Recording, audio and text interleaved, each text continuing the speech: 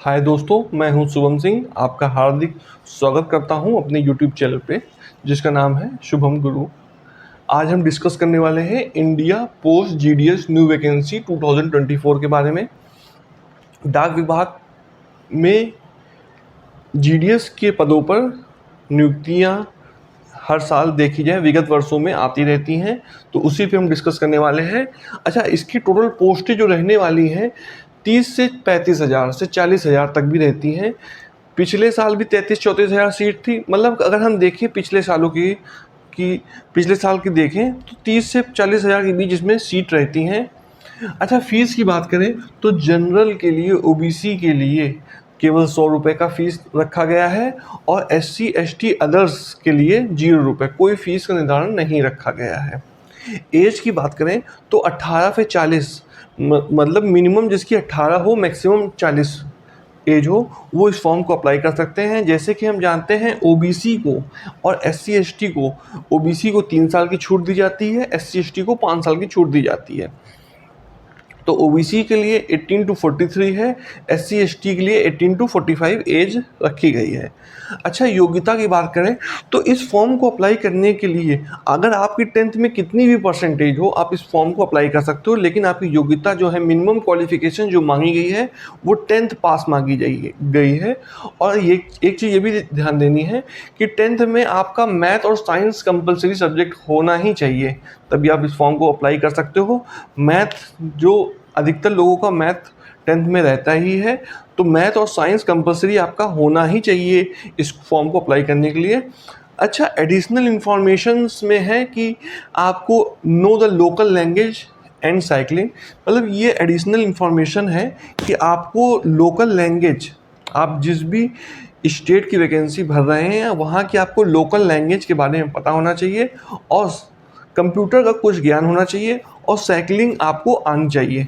ये additional information है, क्योंकि होता क्या है कि अगर आपको लोकल लैंग्वेज नहीं आएगी, जैसे हम लोग देखते हैं कि यूपी और बिहार की मेरिट बहुत ऊपर होती है, तो कुछ लोग क्या करते हैं कि वेस्ट बंगाल में जाके फॉर्म भर देंगे। तो वेस्ट बंगाल में जाके फॉर्म भर देंगे, लेकिन वहाँ भी उनको बंगाली आनी भी चाहिए। इसीलिए कहा गया है लोकल लैंग्वेज आपको आनी चाहिए, नहीं तो आप डिस्क्वालीफाई हो जाएंगे। और दूसरी चीज़ ये है कि अगर आपको वहाँ की लोकल लैंग्वेज आनी चाहिए, और दूसरी चीज़ ये है कि आपके 10th स्टैंडर्ड में वो लोकल लैंग्वेज सब्जेक्ट भी होना चाहिए, ये भी चीज़ है। अच्छा, जॉब प्रोफाइल की बात करें तो इसमें 3 तरह की पोस्टें होती हैं। एक होती है बीपीएम, एक होती है एबीपीएम एंड थर्ड होती है डाक सेवक की। अच्छा, ब्रांच पोस्ट मास्टर बीपीएम जिसको कहते हैं, उसका जॉब प्रोफाइल क्या है, काम क्या है, उसके बारे में हम डिस्कस करते हैं। तो ब्रांच पोस्ट मास्टर का जो काम होता है वो पोस्ट ऑफिस के अंदर होता है, उसको कहीं आउटडोर में नहीं जाना पड़ता है। लेकिन असिस्टेंट ब्रांच पोस्ट मास्टर जिसको कहते हैं एबीपीएम और डाक सेवक को बाहर जाना पड़ता है, क्योंकि डाक सेवक का काम जैसे है कि उनको डाक जितनी भी पोस्ट चिट्ठियाँ आती हैं उनको डिलीवरी करनी रहती है। तो ये सब तो पोस्टमैन जिसको कहते हैं उनका काम रहता है। लेकिन हम बात करते हैं ब्रांच पोस्ट मास्टर का क्या काम रहता है। इनको ऑफिस में बैठ के ऑनलाइन ऑफलाइन लेन देन को देखना रहता है। कि हम देखते हैं कि आजकल पोस्ट ऑफिस में अकाउंट भी खुलते हैं, ऑनलाइन ऑफलाइन ट्रांजैक्शन भी होते हैं, तो उन सब का देख रेख करना पड़ेगा। डाक उत्पाद और सेवाओं का वितरण देखना पड़ेगा। ये सब ब्रांच पोस्ट मास्टर का काम होता है। एबीपीएम का जो काम होता है वो टिकट और स्टेशनरी की बिक्री, टिकट और स्टेशनरी की जो बिक्री होती है उसका काम देखता है। डाक की डिलीवरी हुई या नहीं हुई उसको काम देखता है। और सरकारी सेवाओं को घर घर प्रचार, मतलब कि जो भी गवर्नमेंट की सर्विसेज होती हैं उनको घर घर लोगों को बताना, उनके बारे में बताना, ये भी काम होता है। तो बीपीएम जो ब्रांच पोस्ट मास्टर के नीचे असिस्टेंट ब्रांच पोस्ट मास्टर भी काम करता है और डाक सेवक भी काम करता है। अच्छा, अब हम बात करते हैं डाक सेवक की, कि डाक सेवा का काम क्या काम होता है। देखिए, डाक सेवा का काम आउटडोर का होता है, जिसको कहते हैं पोस्टमैन। इनका काम क्या होता है, स्टाम्प की बिक्री, डाक डिलीवरी। डाक डिलीवरी मतलब जो हम लोग जानते हैं कि हम लोग जब पैन कार्ड बनवाते हैं, एटीएम कार्ड बनवाते हैं, तो जो हम लोग के घर पे देने आते हैं वो डाक सेवक ही होते हैं। अच्छा, हम बात करते हैं सैलरी की। तो जो ब्रांच पोस्ट मास्टर होता है उसकी सैलरी पहले कम थी, लेकिन अब हम देख रहे हैं पिछले वर्षों में कि अब सैलरी बहुत तेज़ी से बढ़ रही है।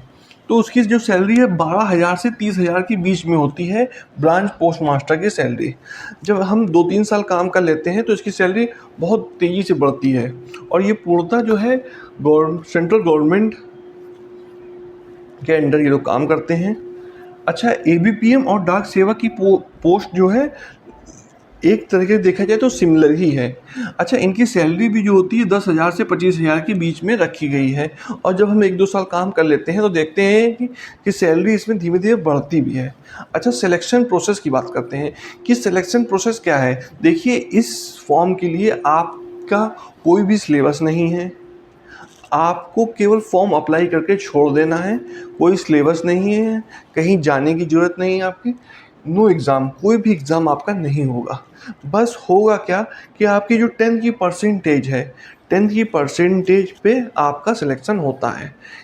कि हम देखते हैं किसी किसी का 85% पे, 86% पे, 90% पे, 94% पे, इस तरह से जितनी भी आपकी 10th की परसेंटेज है, इसी परसेंटेज पे आपको शॉर्ट लिस्टेड कर लिया जाता है।